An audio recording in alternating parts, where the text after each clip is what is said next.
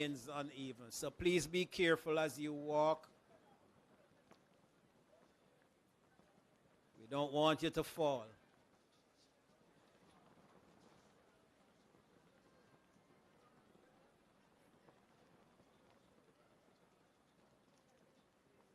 Please take your seats.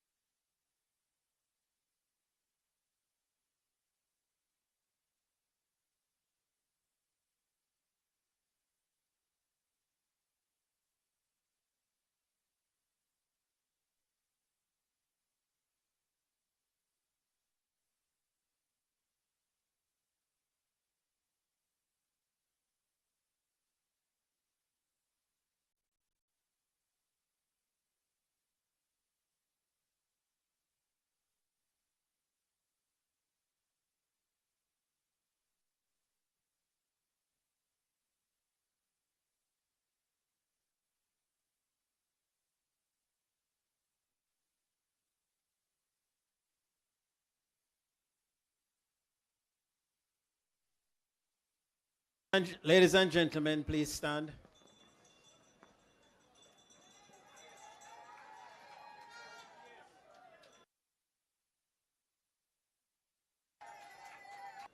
Round of applause, ladies and gentlemen.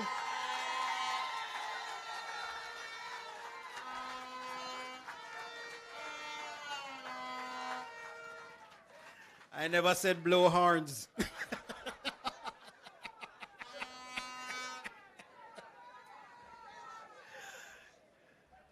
All right, please stand. I never said seated. Please stand. We are going to have the playing of the national anthem. Let us stand for the national anthem.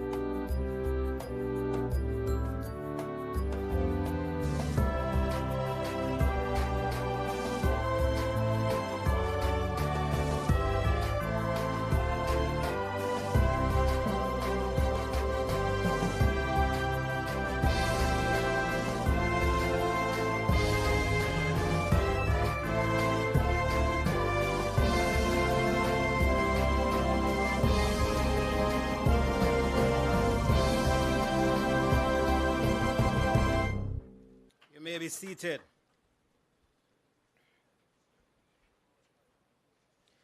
Ladies and gentlemen, a pleasant good morning. It is my distinct pleasure to welcome you to what is truly a defining occasion in the landscape of national development this morning. What we are talking about is the official launch of the Pedro Plains Irrigation Expansion Project, right here in the breadbasket parish of St. Elizabeth. And you can give a round of applause for that. My name is Dermond Spence, and I'm the Permanent Secretary in the Ministry of Agriculture, Fisheries and Mining. And I have the pleasure of serving this morning as your Master of Ceremonies for these proceedings. Please allow me at this time to formally acknowledge and introduce some distinguished persons that we have with us. Certainly they have taken the time to be here, and we want to recognize their presence this morning. Of course, you already have given a round of applause for our visionary leader, Dr. the Most Honorable Andrew Holness, Prime Minister of Jamaica. I want you to give another round of applause for his presence here this morning. His Excellency Olivier Guillaume. Did I get it right? Thank you very much. Please give him a round of applause. Ambassador of France. Our hard-working and dedicated Minister of Agriculture, Fisheries and Mining and Member of Parliament for South West St. Elizabeth, the Honorable Floyd Green. The Honorable Franklin Witter, Southeast St. Elizabeth Member of Parliament and Minister of State in the Ministry of Agriculture, Fisheries and Mining. Senator the Honorable Albin Hill, Minister of Industry, Investment and Commerce, a son of the soil of St. Elizabeth who would not miss this morning's proceedings for anything at all. His Worship the Mayor, Councillor Richard Solomon, Mayor of Black River. Please make him welcome. All our other councillors who are here, we want to make you welcome to. Chairmen and members of boards of our agencies. I see Sir Vitus right in the front here. Other distinguished guests, to include heads of agencies, CTDs, and other members of the Ministry of Agriculture, Fisheries and Mining. And when we talk about heads of agencies, We certainly want to recognize the presence of Miss Cherise Walcott from the NLA, without whose action we would not be having some of the activities here this morning, as well as Mr. Joseph Giles. You all know him very well, the NIC man, National Irrigation Commission. Members of the media, farmers, our dear farmers, our most important farmers who would be benefiting from this project, please give yourselves a round of applause for being here. And all other stakeholders who are with us this morning, we want to thank you for being here. And especially want to welcome all the persons who are joining us online, social media spaces, and of course, all stakeholders who are here this morning. We want to ensure that you are all welcome. So welcome to the official launch of the Pedro Plains Irrigation Expansion Project. Today is a very momentous occasion in the history of our nation, and in particular, the history of agriculture in Jamaica. As we begin, let us take a moment to invite the presence of the Lord to guide today's proceedings, the work ahead, and the future of all involved. And so I now ask Mr. Rowan Stewart, one of our local pastors who resides with the NIC, the Director of Engineering and Technical Services, to lead us in prayer. Where's Mr. Stewart?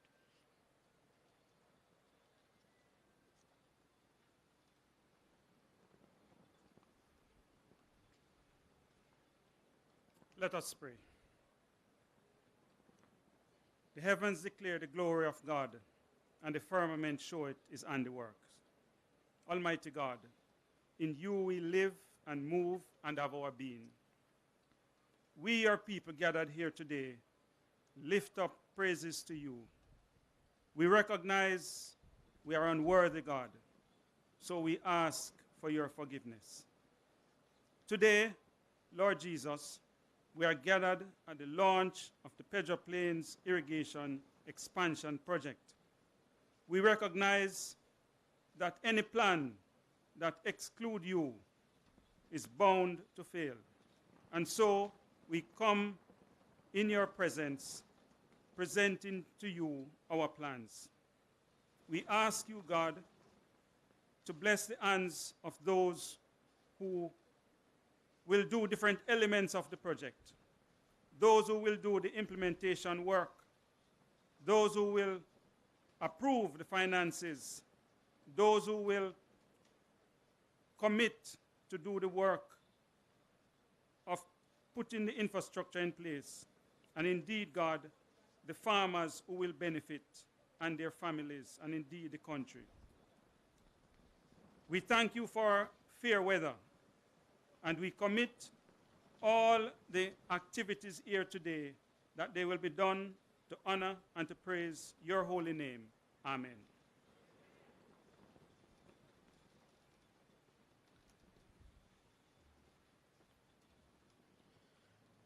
Thank you very much, Minister Stewart. I don't recall when you were in school that you were so designated, but it's good that it has grown on you.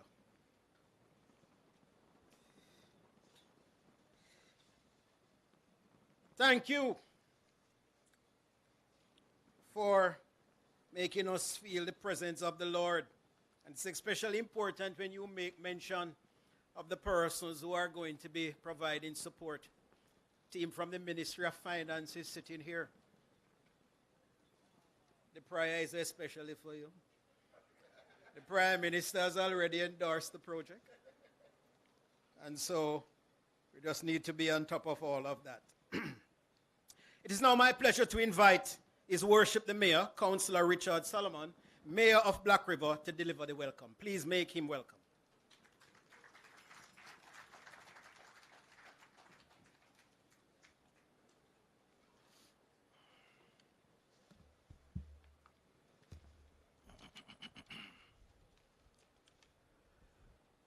Chairman for today's function, Mr. Dermot Spence, who is a permanent secretary in the Ministry of Agriculture, Fishery and Mining. Dr. the Most Honorable Andrew Holness, ONPC, MP, Prime Minister, special welcome to you, sir. MP for Southwest St. Elizabeth and Minister of Agriculture, Fisheries and Mining, Honorable Clyde Green. His Excellency Olivier Guynovac, Ambassador of France. I hope I didn't get it wrong. Member of Parliament for Southeast St. Elizabeth, Franklin Witter. And I see here our good Senator, who is involved in the Ministry of Industry and Commerce, Senator Auburn Hill. Councils present, I see Dr. Call for the PJ Plain Division, former Councillor Jeremy Palmer. All agencies associated with this project, members of the media, distinguished guests, and most importantly, the farmers and citizens of the Breadbasket Parish of St. Elizabeth. A peaceful and loving morning to you all. A peaceful and loving morning to you all. Yes. Every day the Lord creates is a great day. But today is an extraordinary day, as we have the official launch of the PJ Plains Irrigation Expansion Project. It is a privilege and with great pride that I was afforded the opportunity to welcome you to the Breadbasket Parish of St. Elizabeth. The Parish of St. Elizabeth boasts many firsts, such as the first place to get electricity, the first place to have a car, and the first place to have telephone service in Jamaica.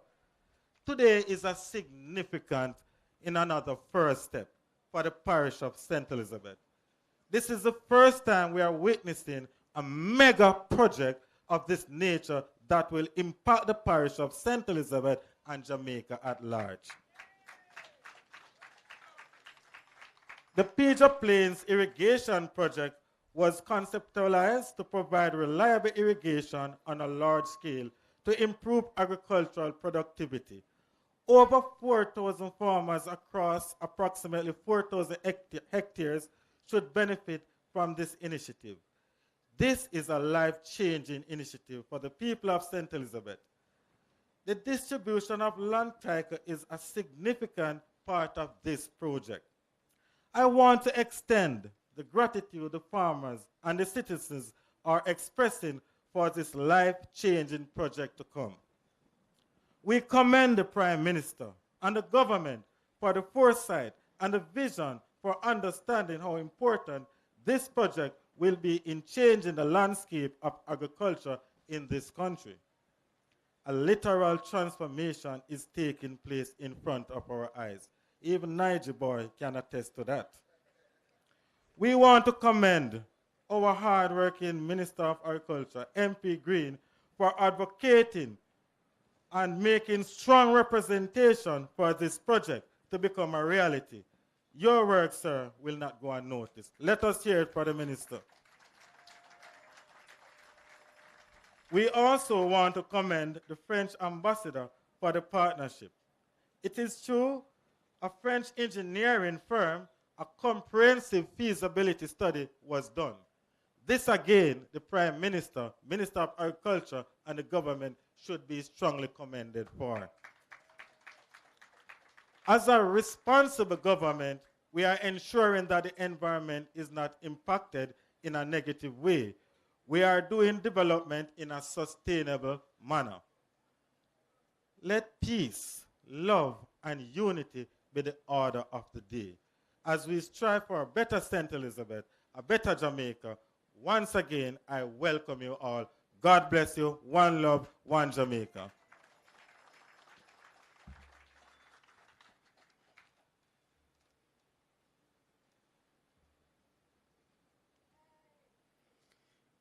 Thank you, Mayor Solomon. Please give him another round of applause.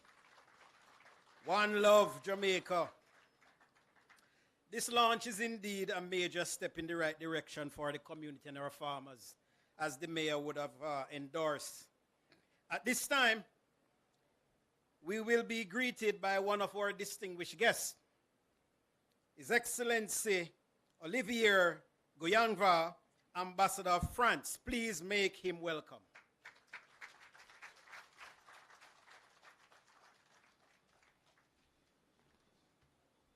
Thank you very much, Mr. Chair. I have the extraordinary privilege to not have to pronounce myself my name. So, Prime Minister, Most Honorable Andrew Holness, Prime Minister of Jamaica, Honorable Minister Floyd Green, Minister of Agriculture, Fisheries and Mining, my good friend, Senator and Minister Obin Hill. I call him Obin, so it's always difficult for me to add Senator, Minister. So, dear Obin, His Worship Richard Solomon, gives me a great pleasure and a great honor to be here today. It's a privilege because I'm the only ambassador to have so much occasion to meet the Prime Minister for groundbreaking projects where French companies are involved. Last year was the Rio Cobre water distribution plant by Vinci already. 10 days ago was the wastewater project by Vinci again. Yesterday was KFTL with CMA CGM on the port, and today here in St. Elizabeth. So all my colleagues are really jealous of myself. And this showcases the good relations between France and Jamaica. And I'm so proud that French companies do not necessarily export luxury goods, wine, or cosmetics. No cosmetics, because Jamaican ladies are so beautiful, you don't need French cosmetics to be beautiful. But French companies and French government contribute to the development, to infrastructure, and to the future of Jamaica, and we are so proud of that. With this project, 6 years ago, the French government gave a grant of 500,000 euros for the preliminary studies, which was done by the Société du Canal de Provence, the Provence Canal Company, which is one of the oldest French companies. This company was started in the 18th century to dig and build a canal in Provence, southern of France, who looks like St. Elizabeth, but which is even drier. This canal was improved in the 19th century to serve as transportations. At that time, canals were highways of today, and for irrigation. And this canal contributed to the economic development of south of France. So this project is also going to contribute with the French, the Provence Canal companies to the development of St. Elizabeth and to the whole Jamaica. It's going to be a game changer project. Not only a game changer project, this project is going to be a revolution for Jamaica, for food safety of Jamaica, for tourism industry of Jamaica, and for exportations of Jamaica. So congratulations. Choosing two French companies with Vinci is a good choice. Congratulations. Really, congratulations. To conclude, I'm so proud to be here to represent the French government and to represent those two French companies, Vinci. You know why you can drink tap water in Kingston? Because tap water is treated by Vinci with the French norms. You cannot drink tap water in New York, but you can drink, I drink tap water here, and look how healthy I am. Look how good looking I am. But I suspect that Prime Minister drinks more water than me because he looks much better than me. So congratulations for this project, for the future of Jamaica we love, for the future of Jamaica I love. Thank you so much.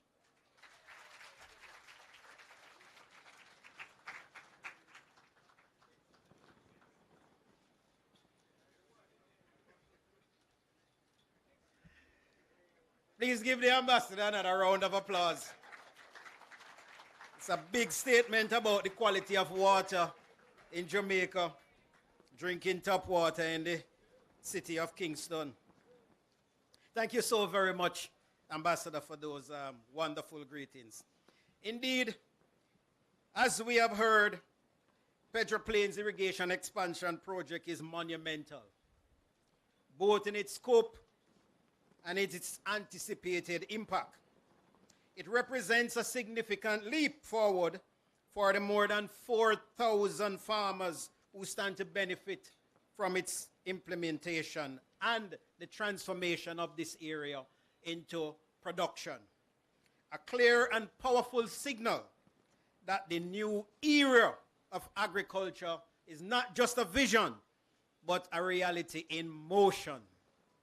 Once again, let's show our appreciation with a warm round of applause for the project, just for the project that it is actually happening. And so at this time, ladies and gentlemen, I invite you to enjoy a special performance by a talented member of staff from the Newell High School right here in the parish of St. Elizabeth. Please make her welcome with a warm round of applause, Miss Stacy and Dunkley McLean.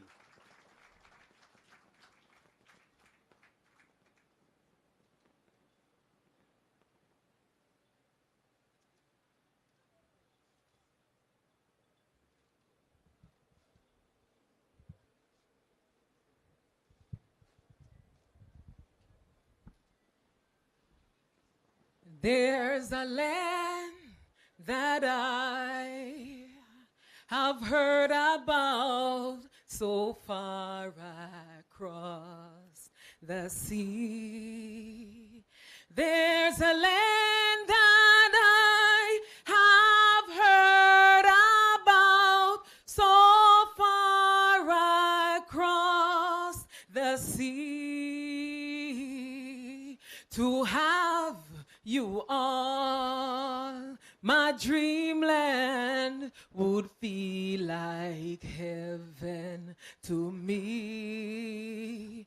To have you all, my dreamland will be like heaven to me. We live together on that dreamland, and we have so much fun. We live together on that dreamland, and we have so much fun. We get our breakfast from the tree. We get our honey from the bees. We take a ride down the waterfall. We count the stars in the sky, and surely we'll never die. And surely we'll never die. And surely we'll never die. Oh, what a time that will be. Oh, just wait, wait, wait, and you will see. Oh, just wait, wait, wait, and you will see. And surely we'll never die. And surely we'll never die. We live together on that dreamland, and we have so much fun. We get our breakfast from the tree. We get our honey from the bees. We take a ride down the waterfall. We count the stars in the sky. And surely we'll never die. And surely we'll never die. All you have to do is wait, wait, wait, and you will see. Just wait, wait, wait, and you will see. Thank you.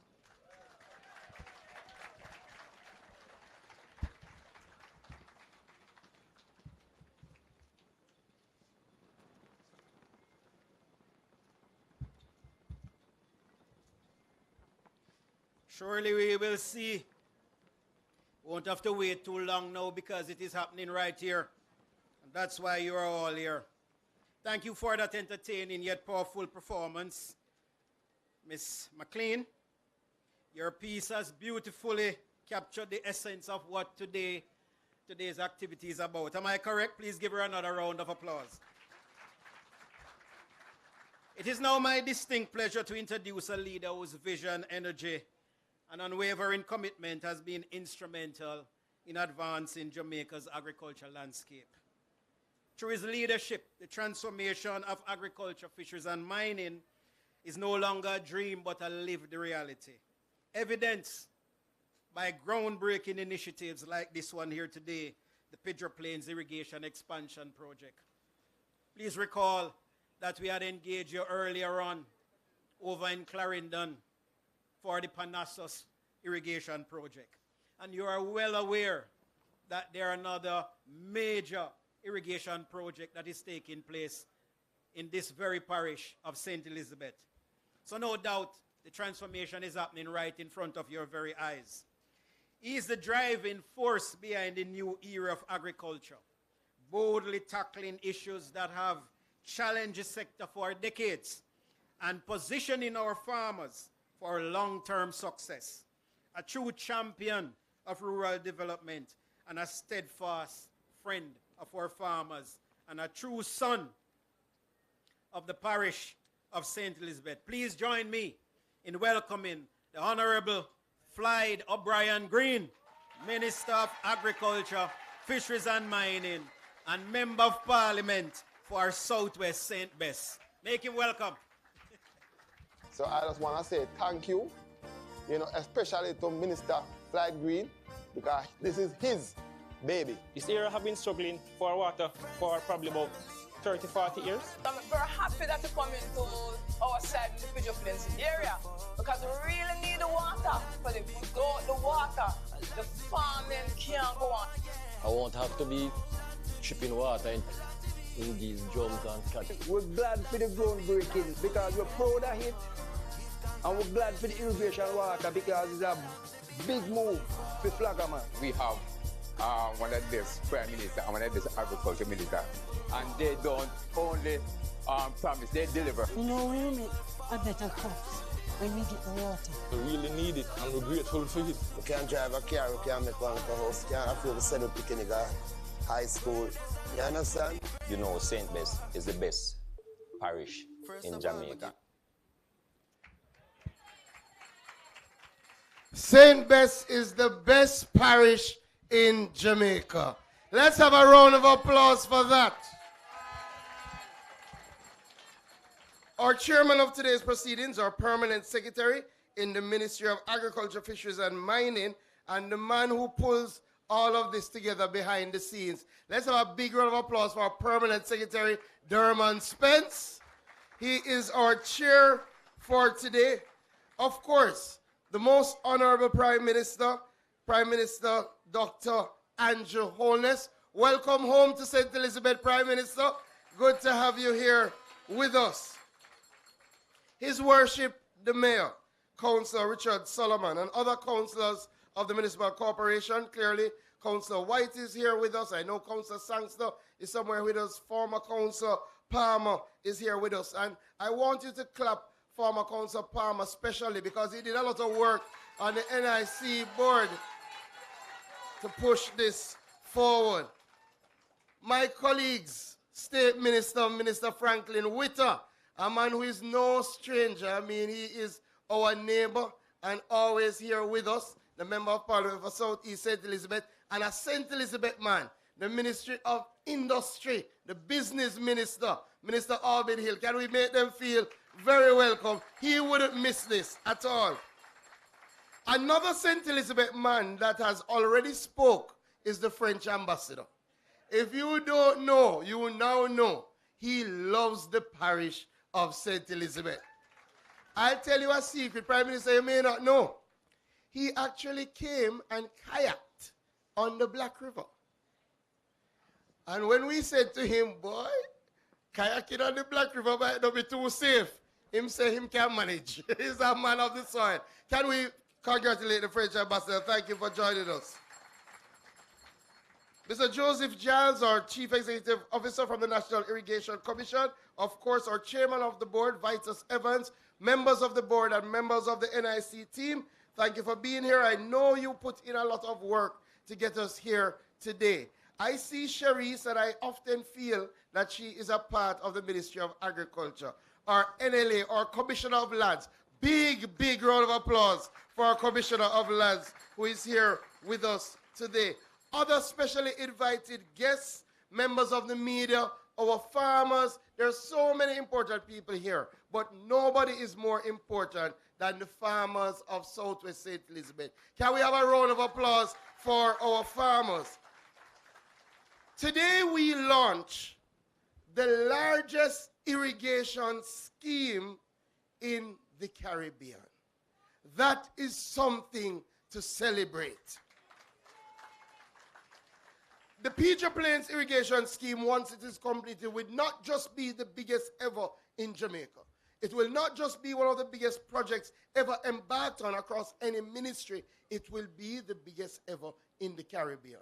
But when we come to launch a project and to break ground, I want people to appreciate that this is not the start of the project.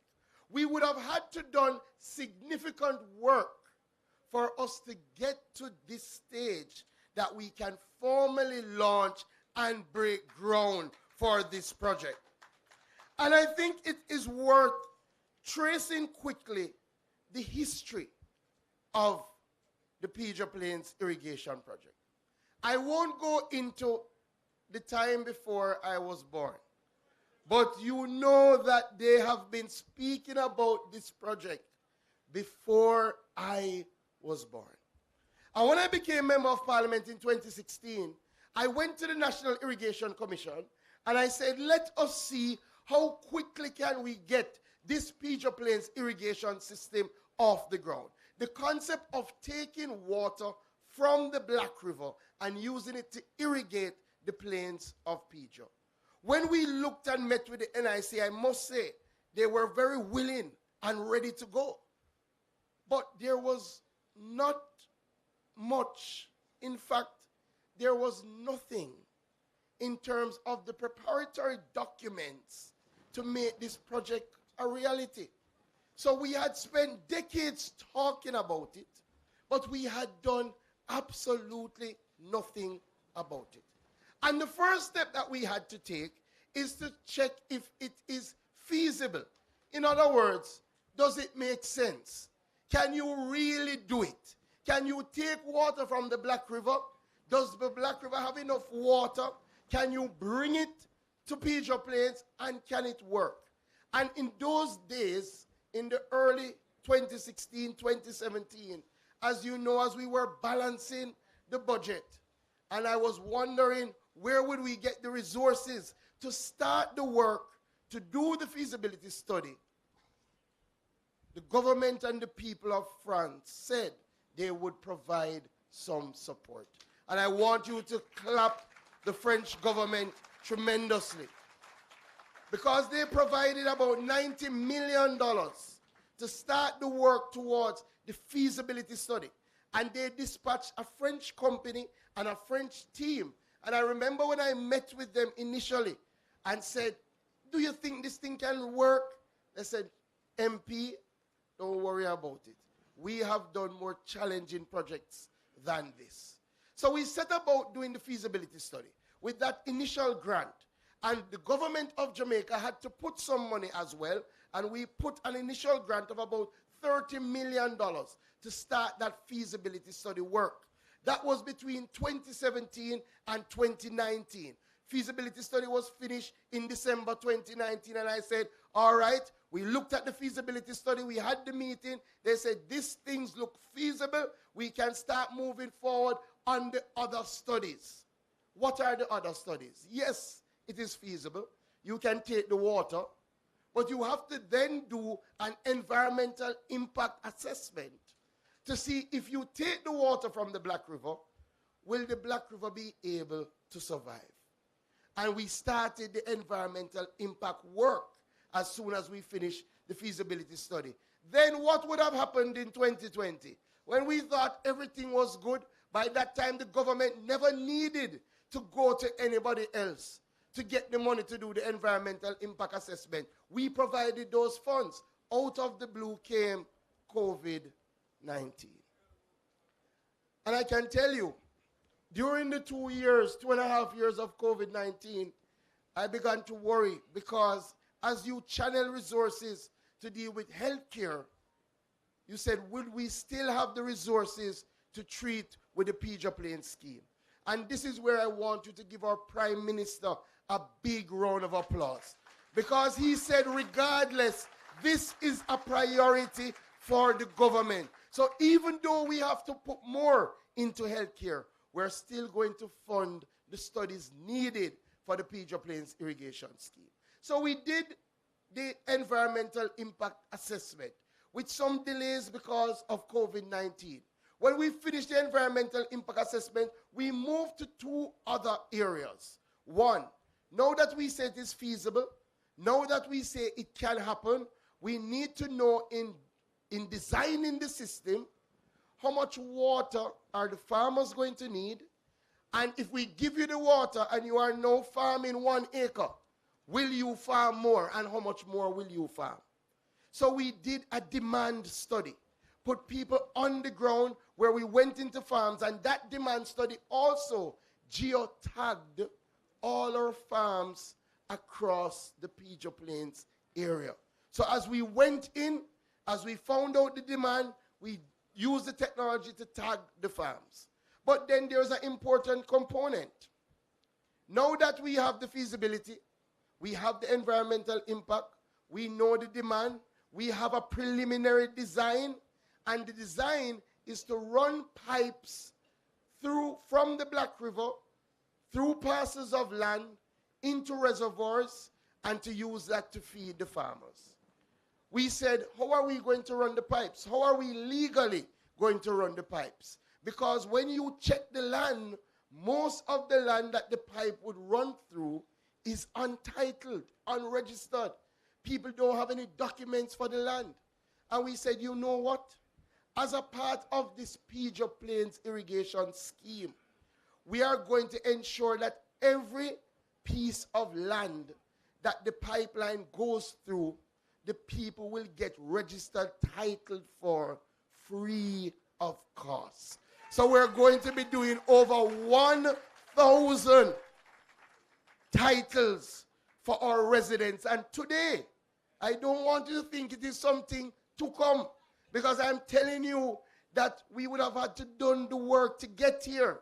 Today, we're going to distribute. We have about 100 of those titles to distribute to people today. So people will leave here with their title for their property, the first of its kind.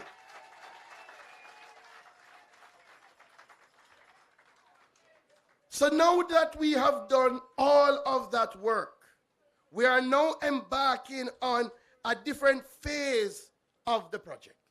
And this phase of the project will ensure that we start the civil work, will ensure that we finalize the designs, will ensure that we establish our project office to start running the pipes to get water to our farmers. The Pedro Plains project is the most technically robust and environmental sustainable intervention. And it will have the construction of a new intake structure on the Black River, which will be constructed at Lacovia, where we will secure a reliable water source.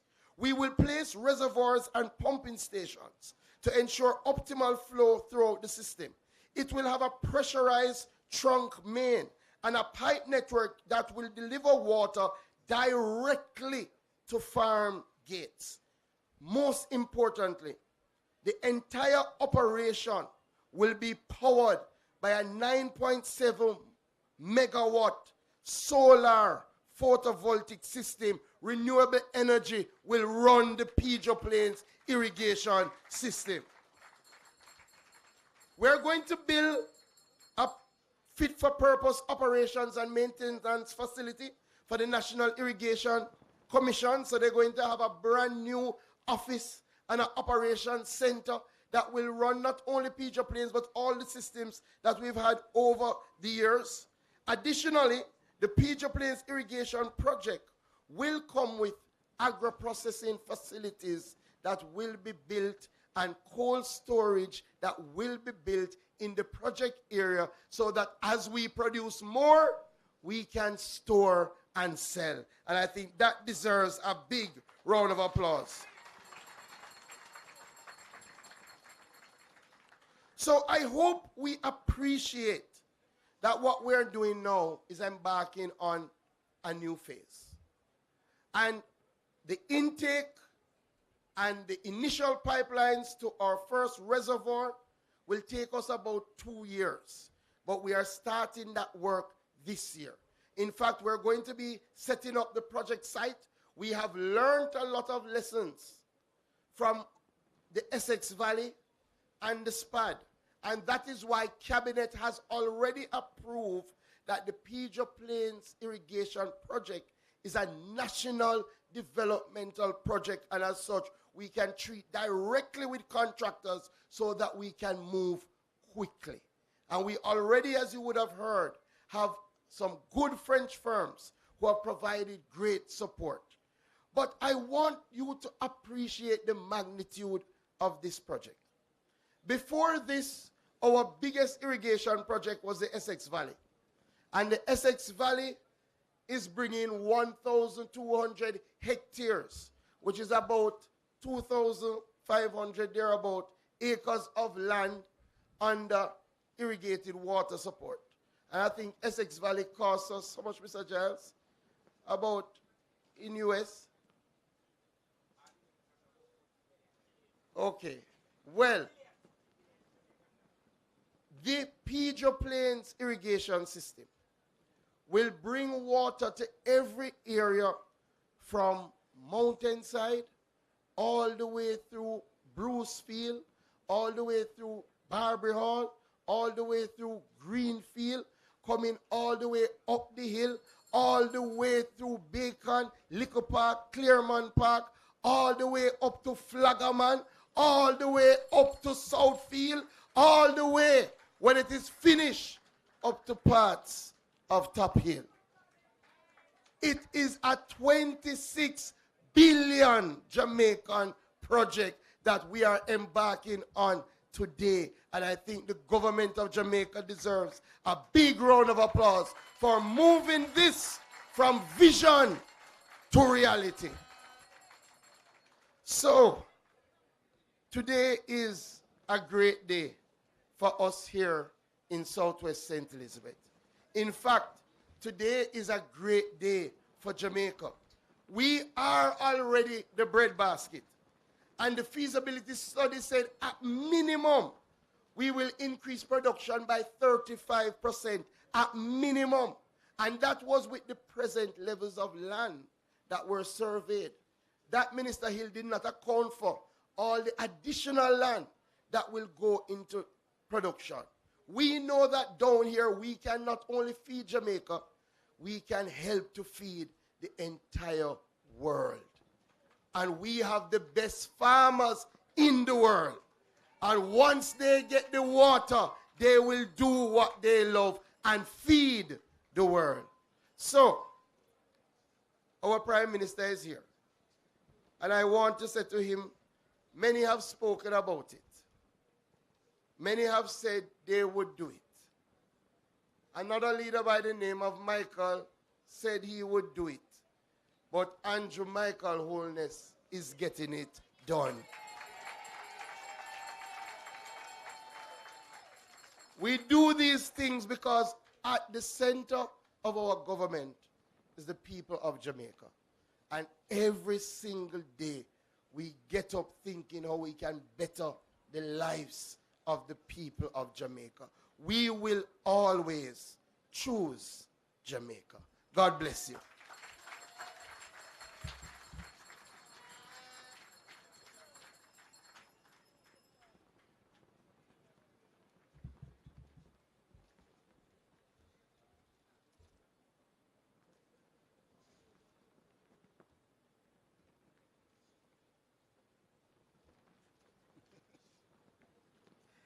Listen, you have heard this story of the Pedro Plains project. And the minister said he wouldn't go into it before he was born, but he has taken it from where he got involved. And the fact that we are here during his time as Member of Parliament, and he has made it happen despite the conversations about it so long ago, is indeed truly an expectation that is coming to life.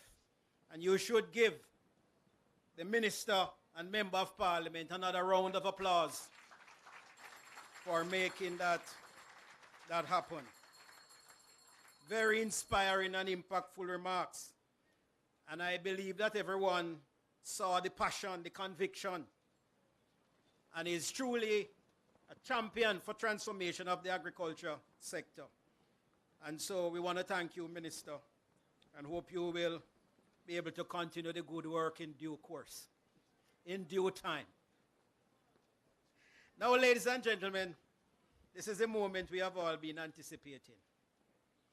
It is my honor to introduce a leader whose vision has consistently guided our nation towards growth, resilience, and prosperity. A steadfast champion of development, his leadership has been instrumental in navigating Jamaica through both challenges and opportunities. You know, the last time when we were over in Clarendon, Honorable Prime Minister, you can address it, sir. I decided that I'm going to wear jeans because if they're looking for the Prime Minister to wear jeans, just know that your humble servant right here, P.S. Spence, is in jeans. All right? Anyway, so the Prime Minister is in jeans today, so I don't expect to hear any comment on that. But please join me in making welcome Dr. the Most Honorable Andrew Holness, Prime Minister of Jamaica, to deliver the keynote address.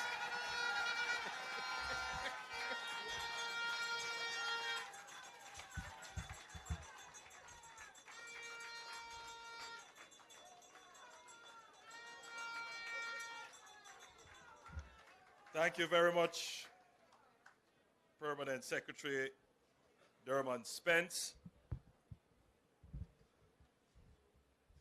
Let me say how good it feels to be in the parish of my father's birth, St. Elizabeth.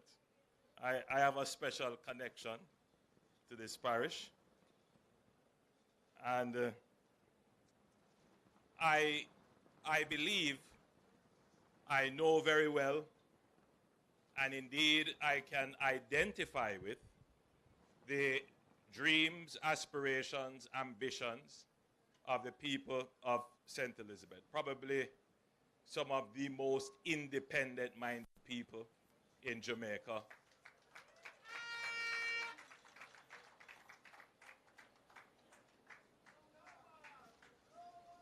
Some of the most hardworking and industrious people in Jamaica.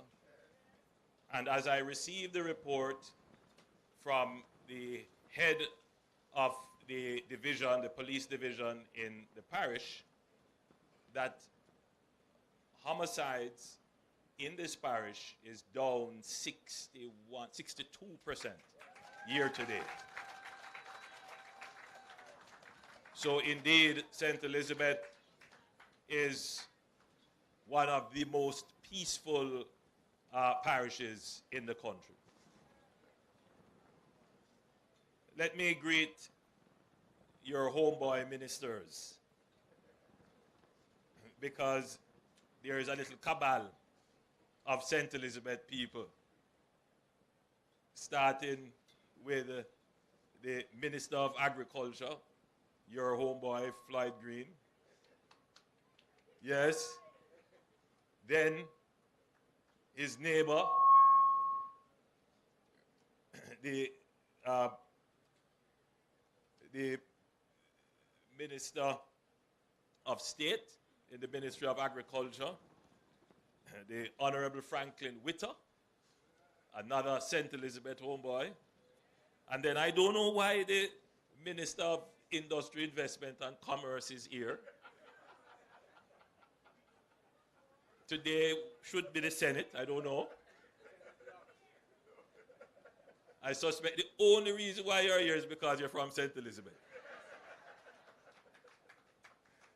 Minister Harbin Hill.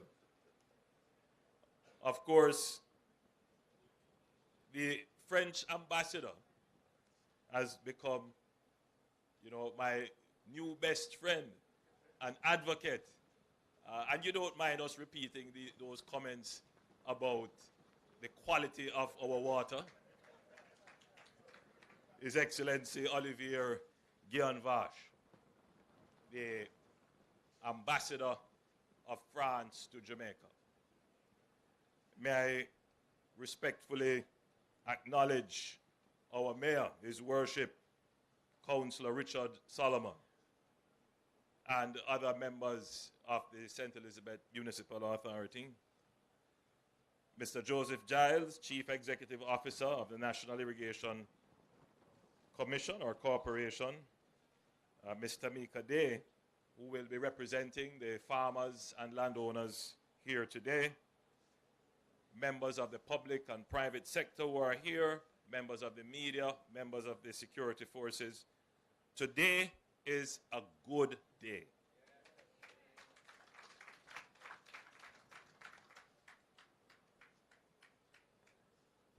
The Pedro Plain Irrigation Expansion Project will bring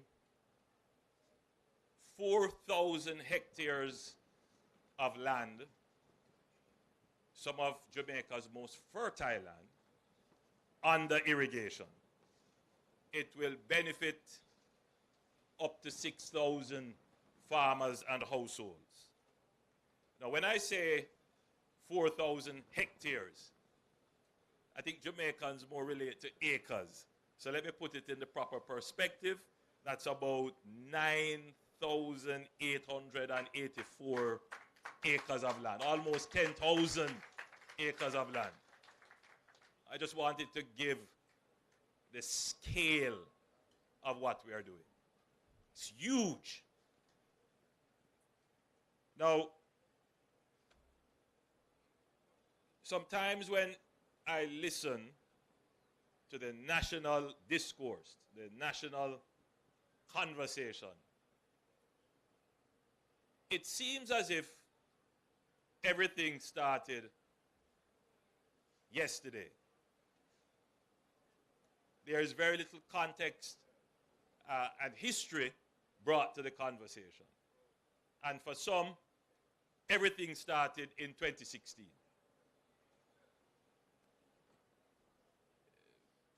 Minister Green is correct to say that this project has a long and deep history, but he can only relate to the history after he was born. It is reputed that none other than our great former Prime Minister Michael Manley announced this project, announced the intention to irrigate these lands. And that speaks to the long-abiding dream and aspiration that these lands would be brought into systematic agricultural production.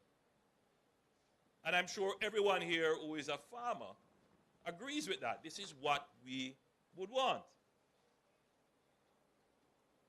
Was it done? Why wasn't it done?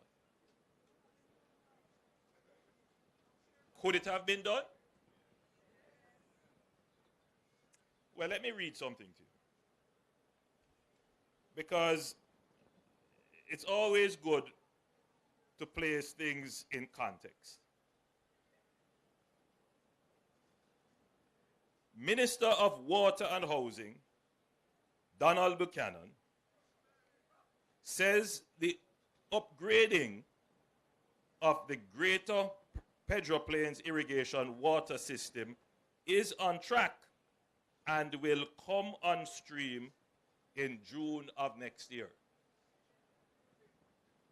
We are committed to the farmers of southern St. Elizabeth, and that's why we want to ensure that we provide adequate amounts of water for them to do their farming, Minister Buchanan said.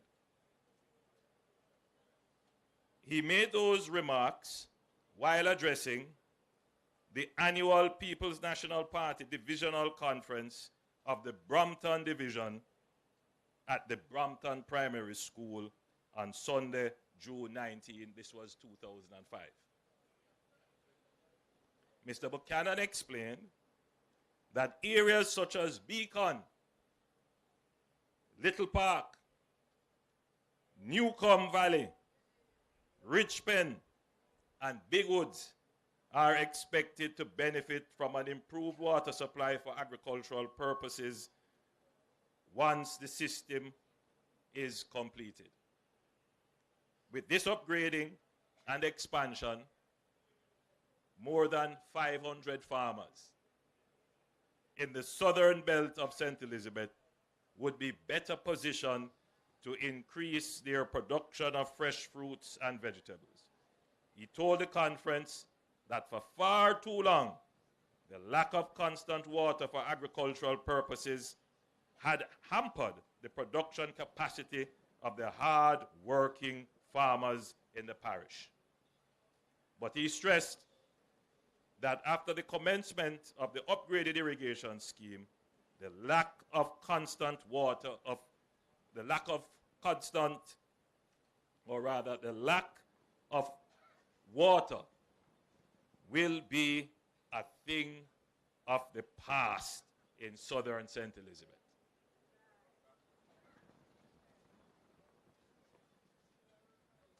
That was 20 years ago.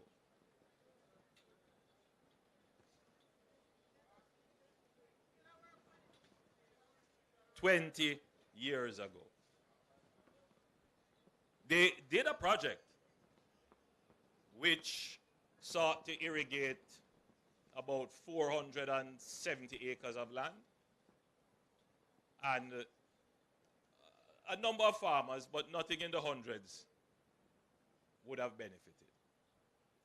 So I want to make the point, because we are in this season now where everything is political, that the political discourse does not start from yesterday or from 2016. So for those who are looking for political advantage or to play upon people's distress, we must always seat our conversation in history. Because there is an attempt to say that this government must be blamed, and we are at fault for there being no water in this region.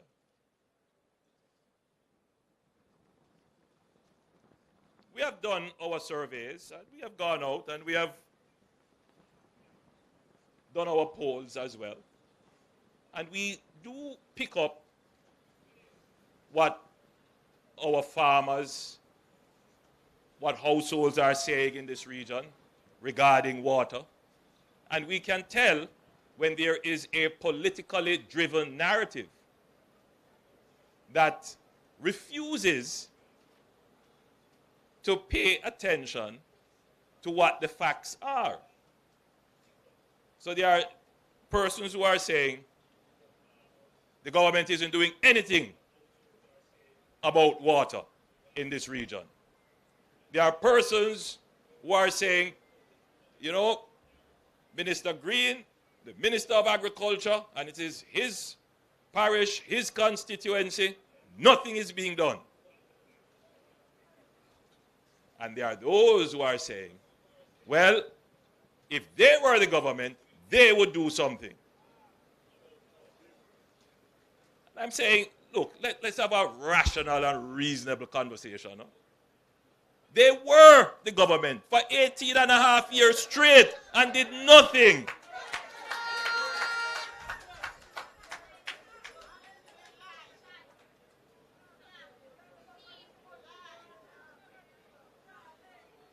I know what I say, some people are a little meant.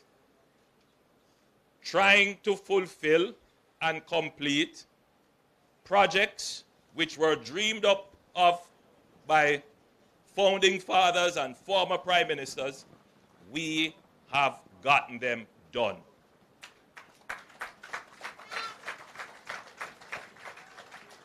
I spend most of my time dealing with the big issues, the issues which many of you here think are intractable, meaning we will never solve them. And there's a danger in doing that, because unfortunately, our electorate does not pay attention to the solutions of the big problem, because we have been in this long struggle, and so everything is reduced to, I still don't have water in my house. In other words, everything is reduced to my personal benefit, versus how is the national picture evolving. Because we have been involved in this politics of scarce benefit and spoils for so long that everything is about what I am going to get. And so what we have been reduced to is fighting over the scarce benefit, rather than focusing how can we expand the pie so that everybody can get, so that it doesn't become about this personal fight for benefits. I have spent the last 9 years as your prime minister bringing down the national debt. We have cut it in half. We got it at about 130%. The national debt now is at 68% and trending down. A lot of people will say, so that don't affect me. I've spent the last 9 years ensuring that we manage the affairs of the country, particularly the financial affairs of the country, so that you don't have to pay any additional tax.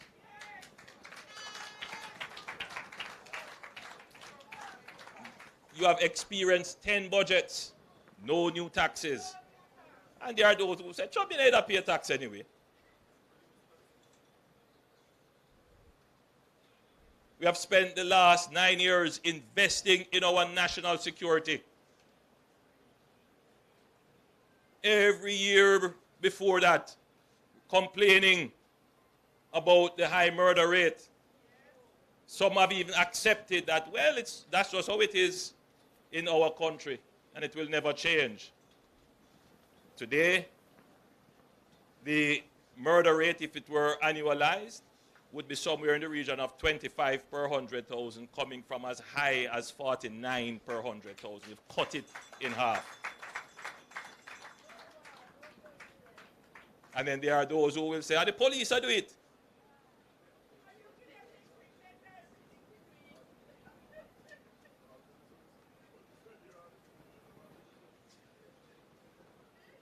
Yeah, that's part of what we pick up when we do our surveys, because those are political arguments being carried. We have spent the last 9 years trying to figure out how can we get a proper school bus system for our children.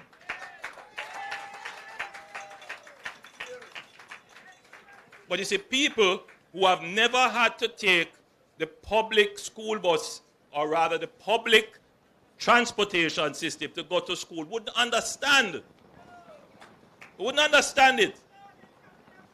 You know, I had to take the bus and taxi to school. And when I couldn't, I walked to school.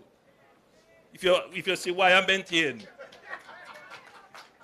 you know, why I keep my belly flat, and because I never had an easy life.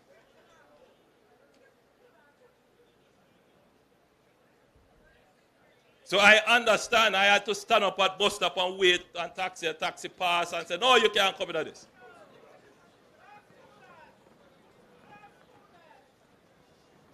So we have spent the last 9 years figuring out how can we do this in an economical way, but more so, how can we do it in a way that protects our children? I mean, it's one thing to talk about the economics. It's another thing to talk about the defense of the mores of the society, the morality and values that are constantly under assault with our children in public passenger transport. That is invaluable. You can't put a price on that. And that is why we opted for this modality. And every Jamaican should support this. Almost every modern country, every democracy, that's what they do. They understand the challenges that children would face if they have to compete in public transportation. So they have a parallel but separate transportation system that is more attuned to schools and the maintenance of discipline.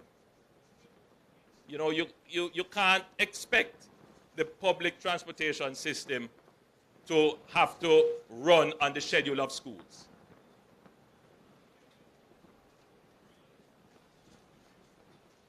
To maintain certain standards in what is played and what is said.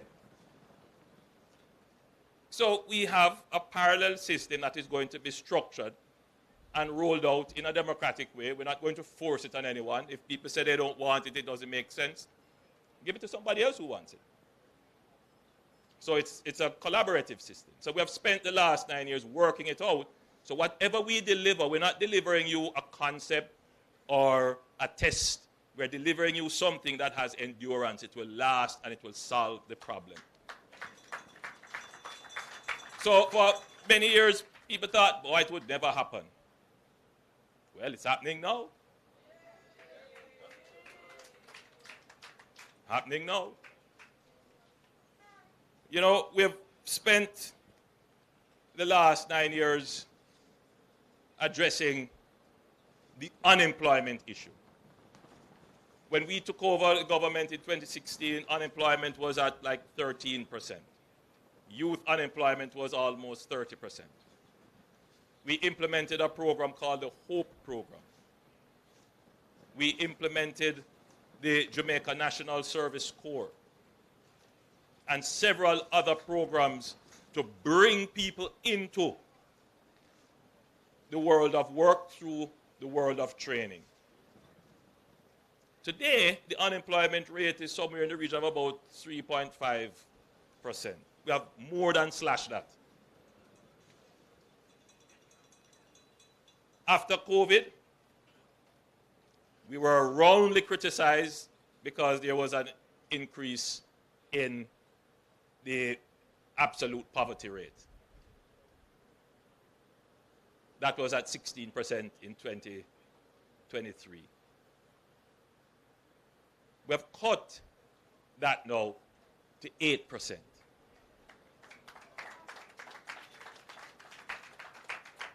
All of these are big figure things, right?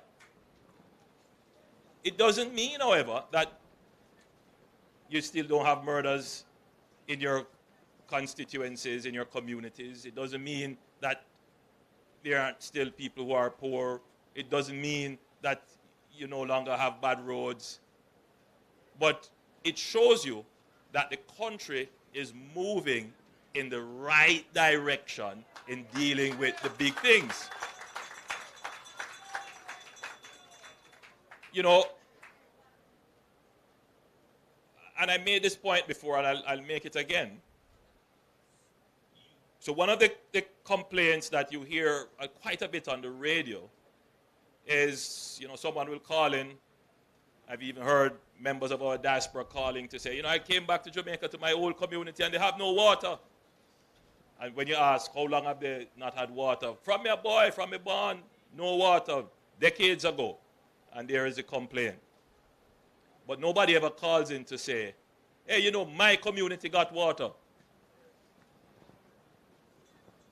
You know, when I came in 2016, there was a community called Gibbs Hill, or some people said Gibbs Hill, in St. Mary.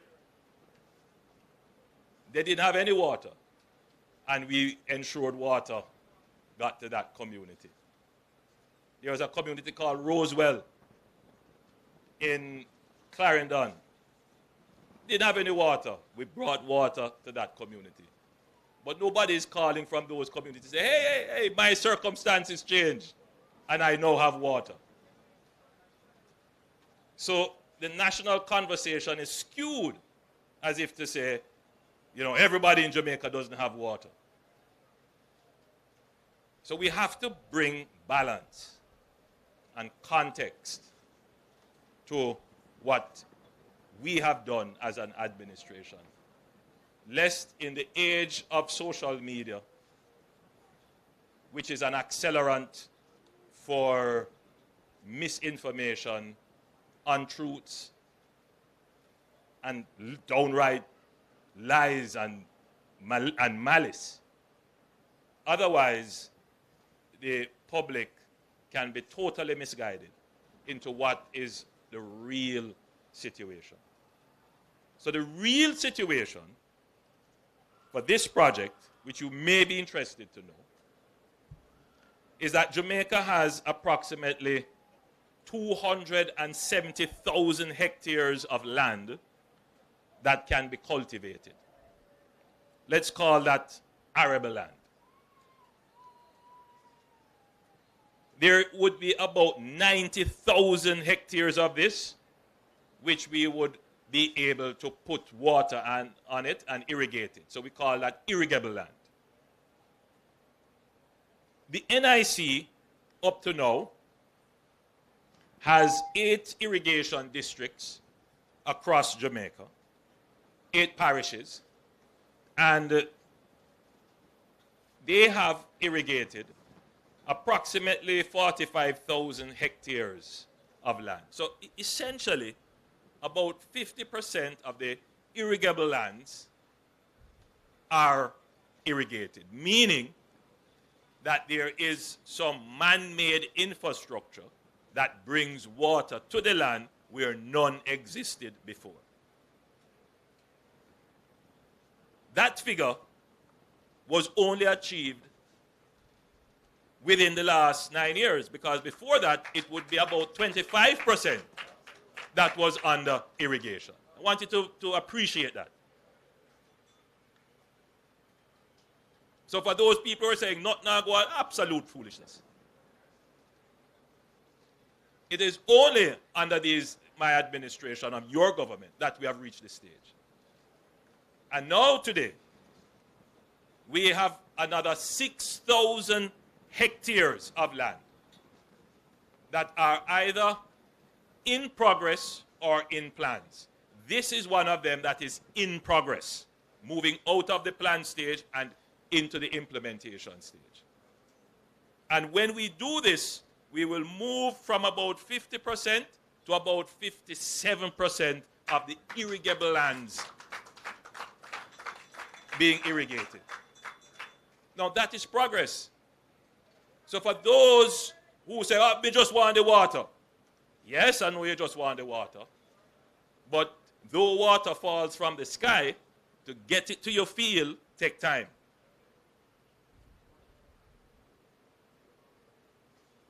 Now, what will we be doing in this project? Why it will take so much time? I must first commend the French government for being a reliable and consistent partner in this project. The French government would have given a grant along with the resources, your resources, and we would have done, as the minister pointed out, a very comprehensive study of the area to ensure that when we go to implement we know what we're implementing and we don't make any errors. By the way, I have seen projects being implemented, particularly irrigation project, where we say, all right, we're going to drop a well and the water is here, and when we drop the well, no water. I see the permanent secretary laughing and the executive director of the NIC laughing because they know what I'm talking about. But we have done the intensive studies here to make sure that we are not wasting time and money in implementation. Having done that phase, we recognize that if we really want investments in this area, you can't just have the farmers saying, I've been living on this land for years, and so is my land. Okay? All right, we want to do big things in farming. Go to the bank and borrow a loan. And let us put up some processing and buy some equipment for automation. They can't do it because they don't have a title. And so a part of the project is to ensure that we can unlock the economic value in the land by empowering the farmers. So this business of seeing yourself as just tilling the soil, getting the 6 months crop, sell it, and you stock up a little money and then you buy a little van or a little pickup. We want to move you now to the next level, where that same land can give you more than the 6 months crop and the down payment and the pickup. That same land can now get you the equipment for automation, the equipment for greenhouses, and more than that, for cold storage and for processing. So we are unlocking the economic value in the land with our farmers. Secondly, we had to survey the lands because we're going to have to run pipes and trunks off the mains. It is going to traverse lands, so we need to establish who owns what and where we will have right of way. So that was done. This is not what was announced in 2005 for 400 acres. This is for 10,000 acres. Then, we're going to have to put in place now a reservoir, massive reservoir. Then we will have to lay pipes and cut roads. And the part of it that I like is that we are going to be building the largest solar plant attached to any agricultural production facility. That will give us, I don't remember how many megawatts of electricity. Let me see if I can find, because it's important. Almost 9 megawatts of electricity. That's big. Thank you. Huge. That was not what was announced in 2005. Of course, we are taking the water from the Black River. Some of it will be gravity, but much of it will have to be pumped. And so having the solarization of the system reduces the energy cost. So this is not a small project. So for those people who are understandably impatient because you've been waiting from Michael Manley, understandably impatient because you've been waiting from Danny Buchanan, my good friend, not again. And then Floyd Green come and tell you 2 years ago and it's still not happened. Yes, I can understand frustration, but it's happening now. Today we break ground. Today the project starts. Today the dreams that you have had for the last 50 years will materialize, and it materialized under the administration of Andrew Michael Holness.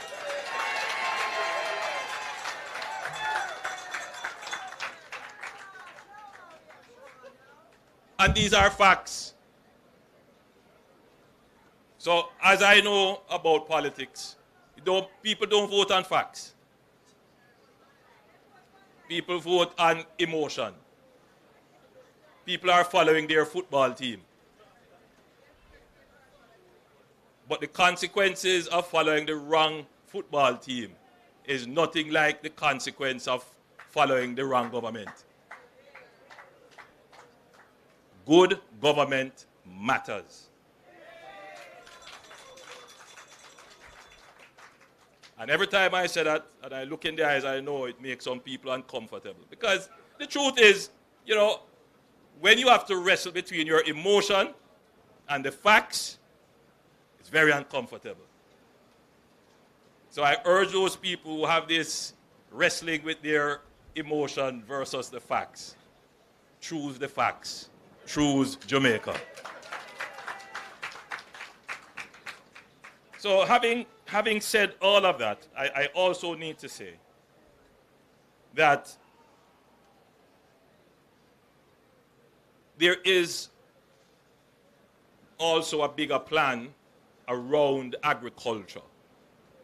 All right, this is not just about bragging and saying, oh, we have, you know, we are the ones who have irrigated the most lands in Jamaica. That's fine. But there is a bigger plan, and that bigger plan is for Jamaica's food security. That's what we're trying to achieve in doing this. You know, recently an international organization said that Guyana was the only country in the world that was sustainable in some elements of food production. I think it's fruits and vegetables and other things. Guyana is about 800,000 persons, and Guyana is about the size of the United Kingdom, if I'm not mistaken. Several times the size of Jamaica. Huge country. So the question was asked of me recently, can Jamaica become self-sufficient in food? And my answer, this is not a technical answer, no, I leave the technical answers up to the agricultural experts, the minister and his permanent secretary and the other executives of the agencies. But yes, I believe Jamaica has enough lands to be self-sufficient in food. I believe so. What is lacking? Well, number one is the will. So that's number one, the will. Number two, it is the political direction. Number three, it is the technical capacity. And then number four, it is the financial wherewithal, the resources. And then there is this issue of infrastructure. What part of it we have dealt with? We have dealt with infrastructure and the financial resources. In other words, the government has taken the political decision to fund agricultural development, particularly in the development of infrastructure. Now, whenever you have limited funds, you have to make decisions, right? So one decision could be, we could split up the money that we have, all right, and just give it to farmers, give it here in fertilizer, give it there and that. What? The question is, what would be the impact of that versus putting in place a proper infrastructure to irrigate all the lands, to make all the lands productive? So you still have to do agricultural support, but more so you have to invest in the infrastructure. So we are well on our way in the next 10 years to have all our irrigable lands irrigated. So we would have gone one step up on becoming food self-sufficient. The next step, whilst that is happening in parallel, and there are other infrastructure things we're doing. We are putting in the storage, particularly cold storage. We are creating the economic system for this to happen, because after this is finished, we will have to declare some agricultural special economic zones like we have done in Parnassus and other areas, which will create a kind of agricultural ecosystem which will have growing, processing, storage, and sales. So that's the intention. So all of you who are here as farmers and landowners, you are part of a bigger plan to make Jamaica self-sustaining in food production. So I want you to take yourself out of the political narrative that is going on now. All of that is nonsense. And situate yourself into this long-term vision, which is materializing every day. Every day we get a step closer to it. And realize that you are an agent of change in the choices and decisions that you make. So now you know the water is coming. Now you know you're getting titles. By the way, we are going to be giving out almost 1,000 titles, I believe 200 today, free. As a result of this, you're going to get more roads, farm roads. So you now should start to think in a different way about your holding, your land holding. What am I going to farm on it? Where I'm going to get the funds from. I have the title now, maybe I can go to the bank, start to develop a proper business plan. In other words, start to take a more business approach to agriculture. Because that is how we create now what we call the pro-growth mentality. And that is where I would like to see my farmers be, in that mentality. The system is not against you. Work with us. We are working with you. Together we can achieve great things for Jamaica. God bless you and thank you.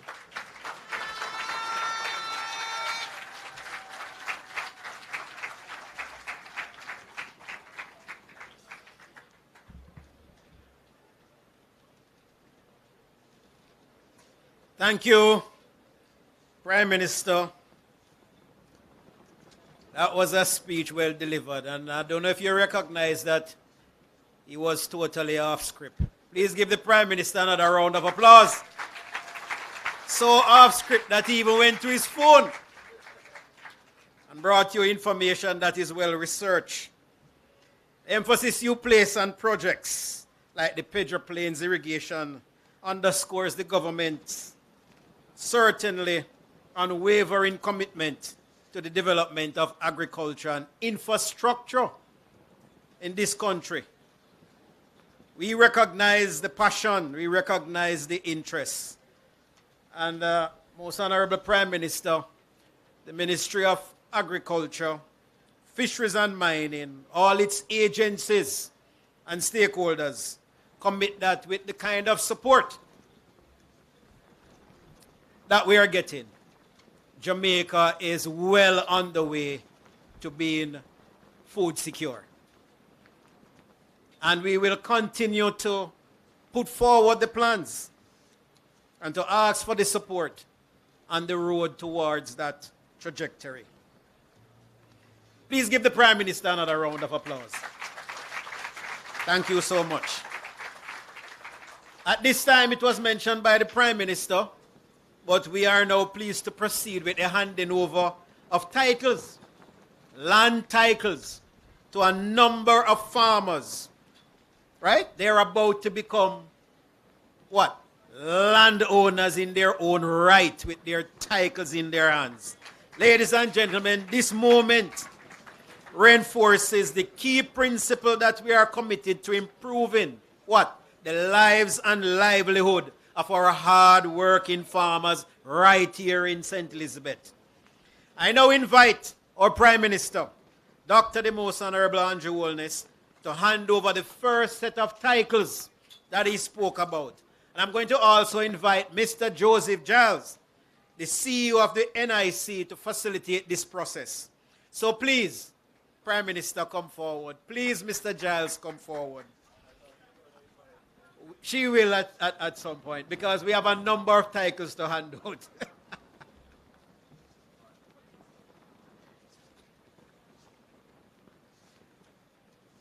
And so we will be calling the name of the farmers who are going to be receiving titles today. Be sure that if you do not hear your name and you don't get your title today, I have it here, that it will be coming in short order. Right, Minister Green? It will be coming in short order. And that is why we have Miss Cherise Walcott from the NLA here. She's ensuring that.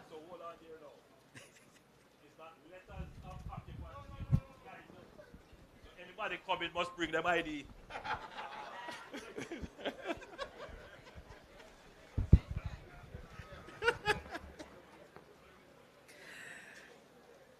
Miss Juliet Ann Alexander Curry.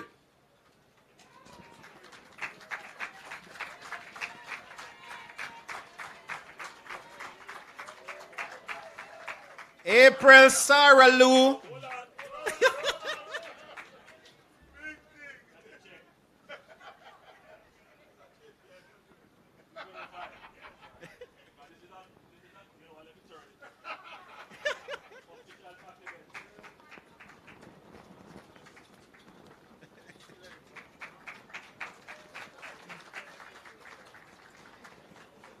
April Sarah Lou Julie Gordon.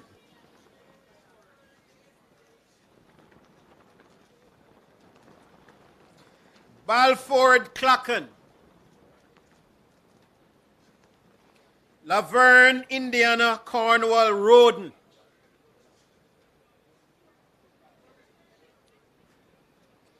Kevin Corrison Lindo. Where are the people?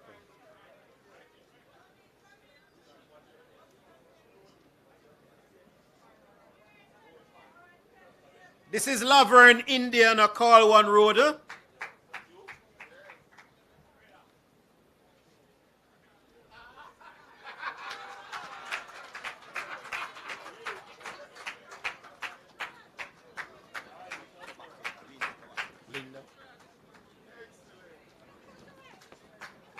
Kevin Corrison Lindo. Mr. Lindo is right here.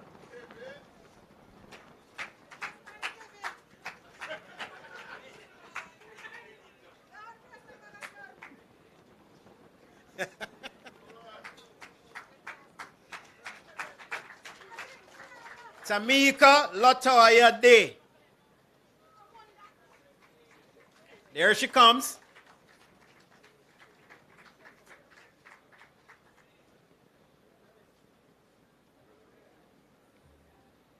Ryan Augustus Dennis.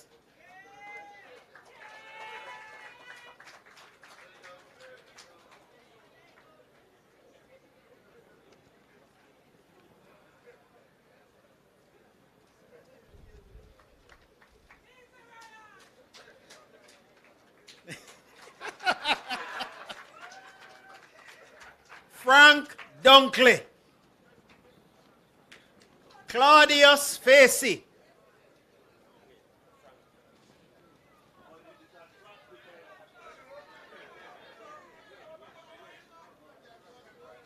Who is this? Frank Dunkley? Oh, Mr. Dunkley is coming. Please, please encourage Mr. Dunkley along.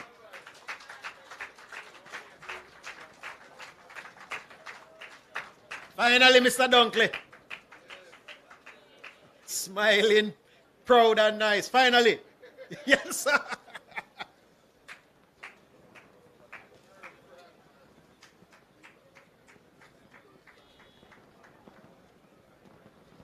Please give Mr. Dunkley a round of applause.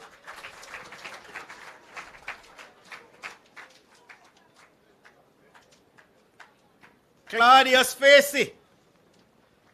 Mr. Facey is right here.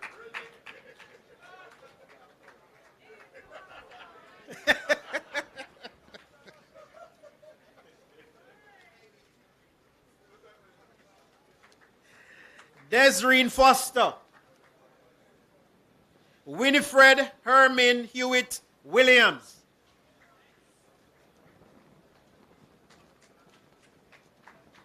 Is this Desreen or Hewitt?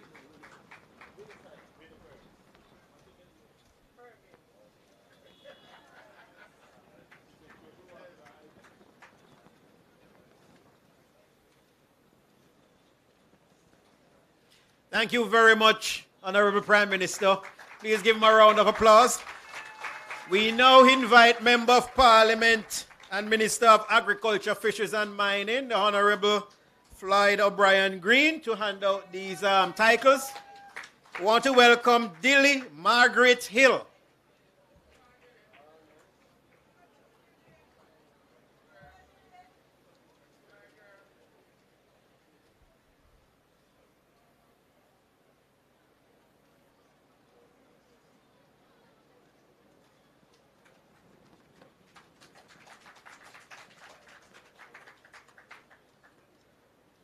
We also want to welcome Junior Ricardo James.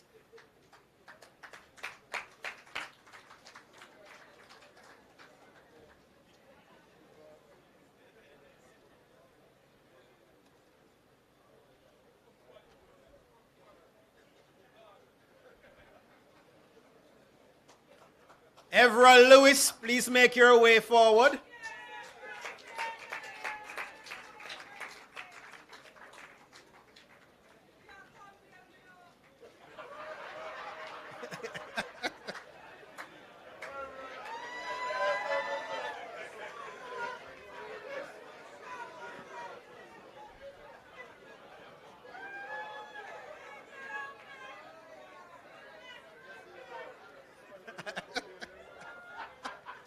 We also want to call Mr. Robert Lewis to come forward.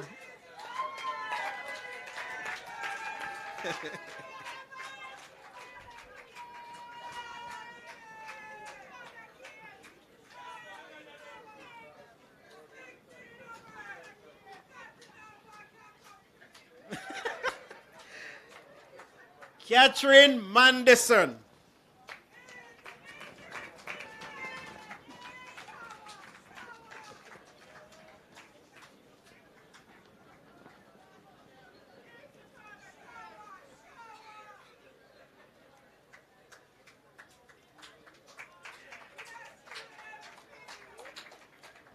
Ingram Gunter Mackenzie.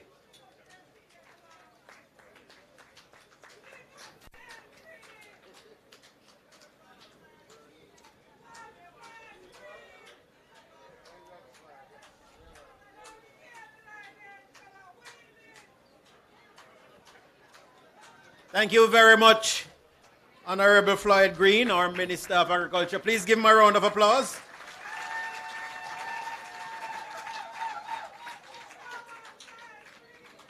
We now invite Ms. Cherise Walcott, the Executive Director of the National Land Agency, without whom we would not be able to be handing out these titles this morning, or this afternoon now. Anthony Nemhard.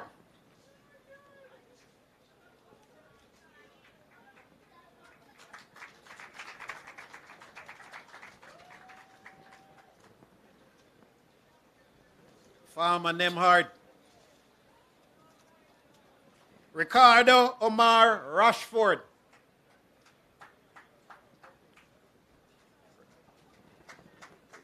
Is that? Oh, here you are.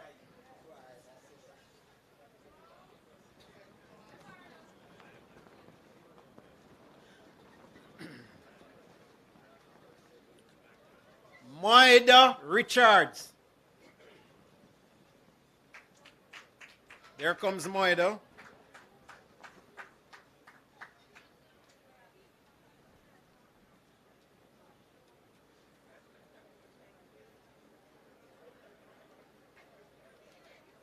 Kenny Anthony Smith. Here is Kenny.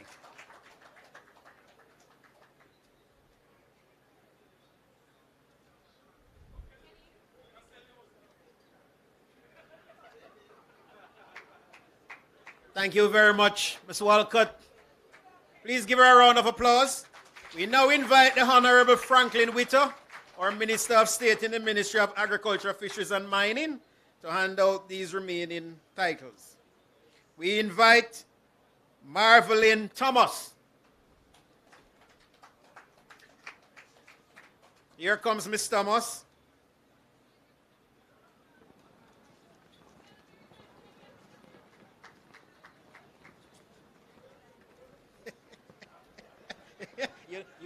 don't need to check the ID. Sir Witter don't need to check the ID. He knows them very well. Wayne Lee Christian, please come forward.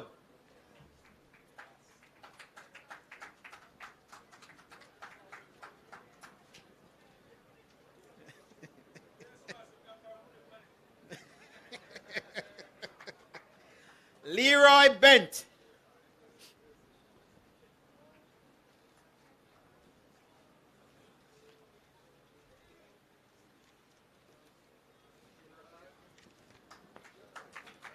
Sir Bent.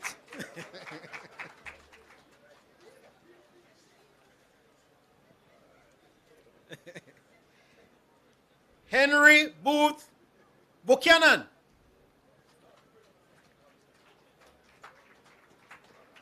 We're giving you the water that you have longed for, Sir Buchanan.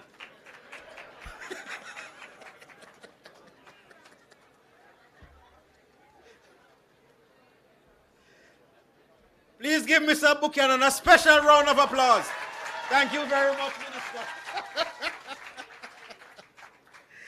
Ladies and gentlemen, please put your hands together for all the farmers who have received titles today. We are serious about improving their lives and livelihood, and we'll continue working towards boosting production as we boost food security.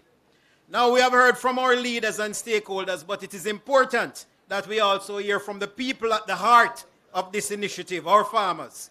At this time, we will hear a response on behalf of the title recipients and the wider farming community. Please welcome a proud farmer and one of the beneficiaries of today's title handover, Miss Tamika Latoya Day. Let us receive her warmly as she comes to share a few words.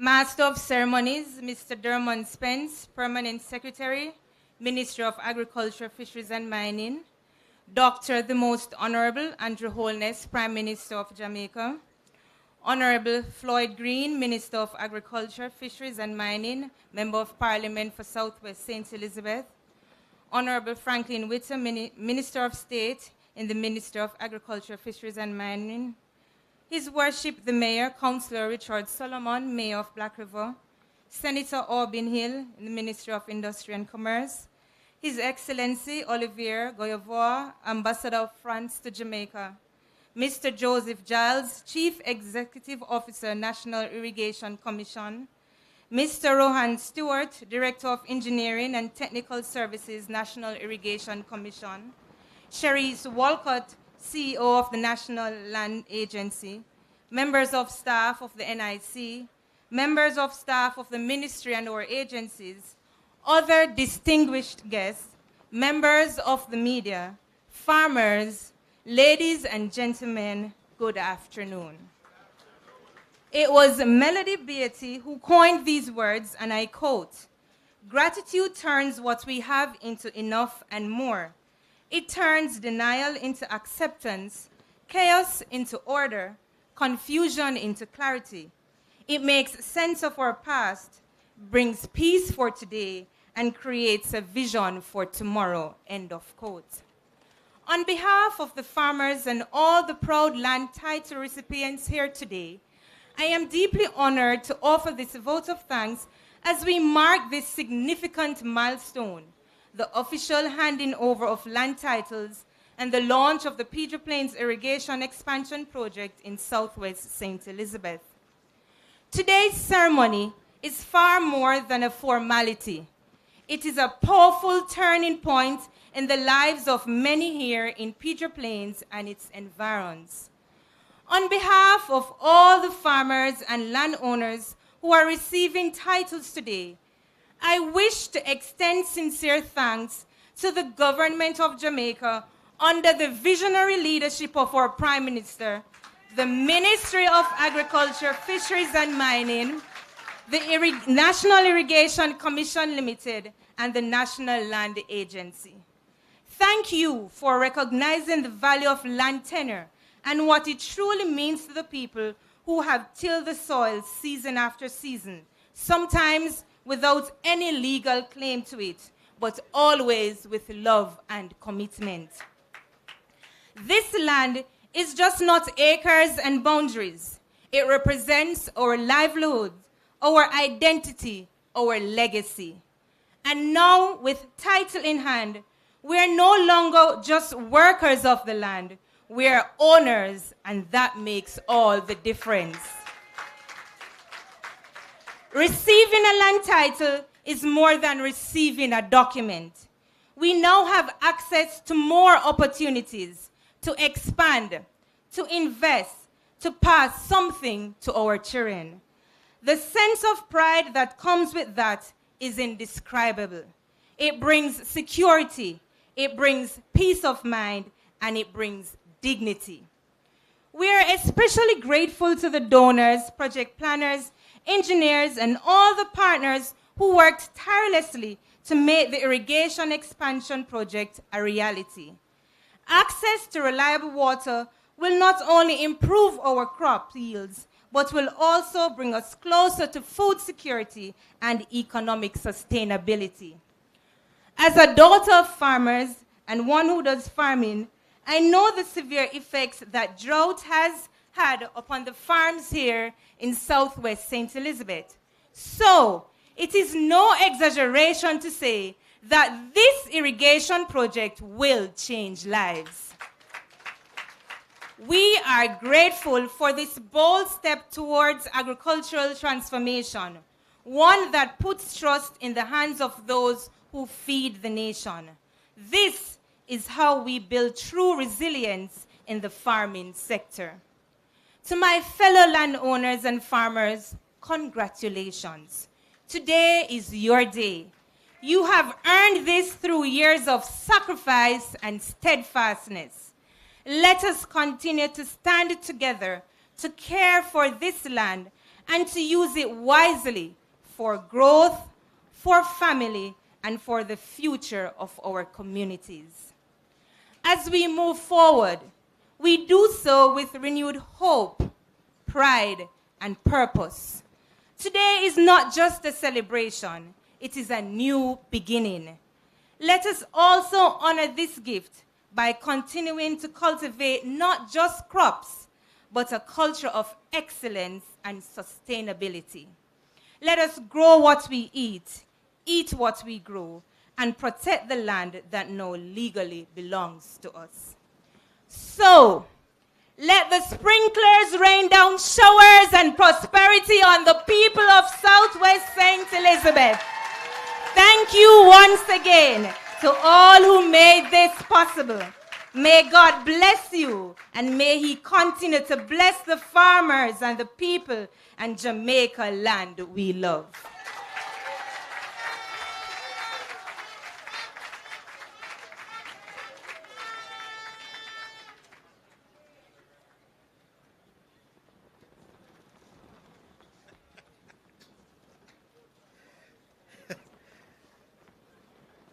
That was truly a great presentation. Please give Mr. Mika Latoya Day another round of applause. Heartfelt words remind us of exactly why we do this work, to empower farmers and their offsprings, strengthen our communities and ensure a brighter future and a more secured one. Miss Day is a teacher from Geneva Primary School. Can you imagine the kids that are benefiting from her stewardship and why the rural bus is very important?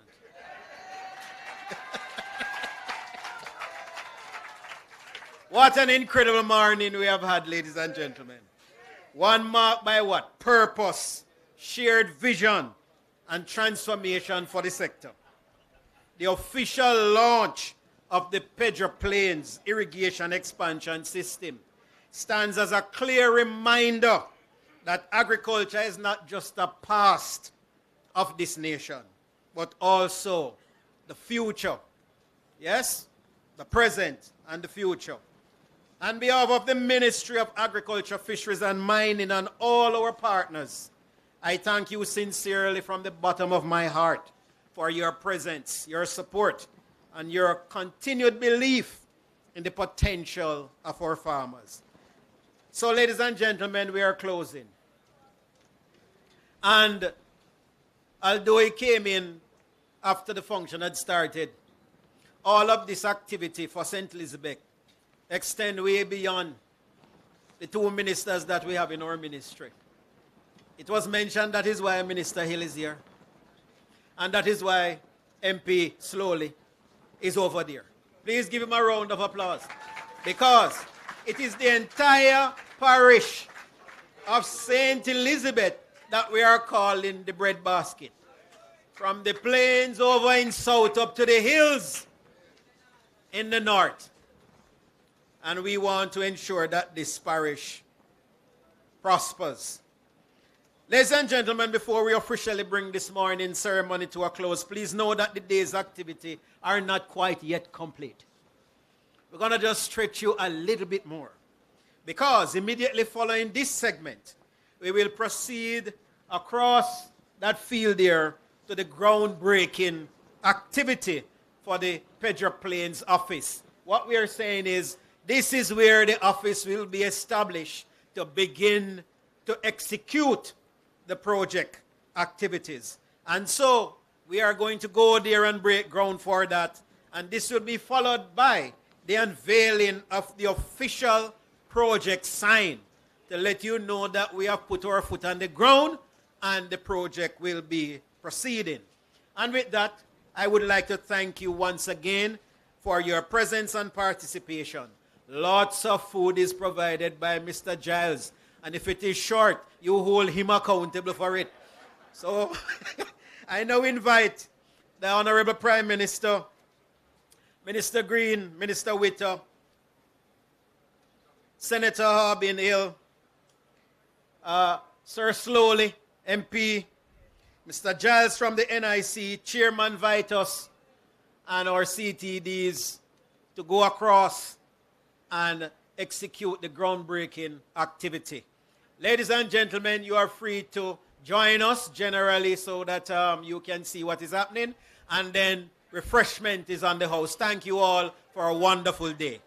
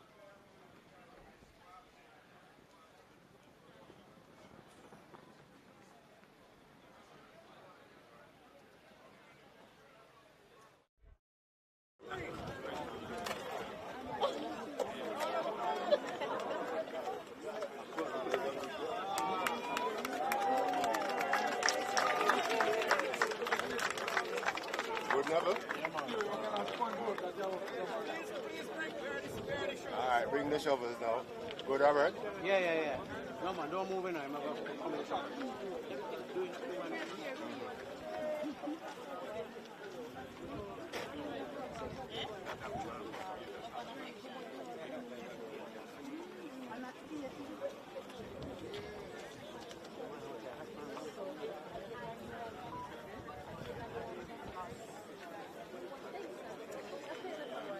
No, you see, we go closer, we're going to miss the sign. That's why I put us up for a sign and them. Those just them are three to go about right.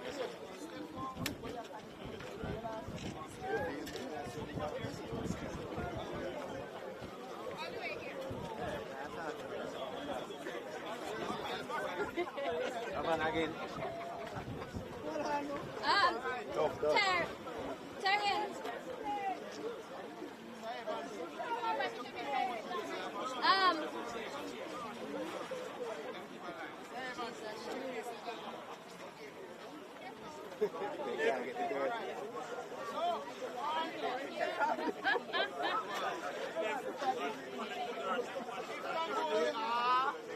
Look at the cameras.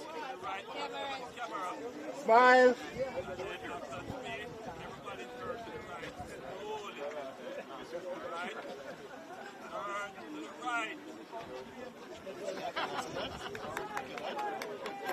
We need to go again. Hold on. Sorry, PM. We need to go again. Do not. One more time. Turn the shovel. Turn the shovel to the right, not yourself.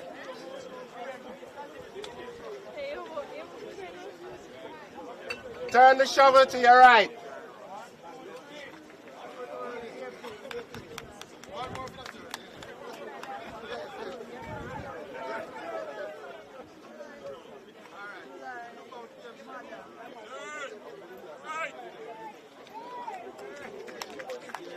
That's right. Yeah. Ladies and gentlemen, please enjoy yourself for the rest of the day.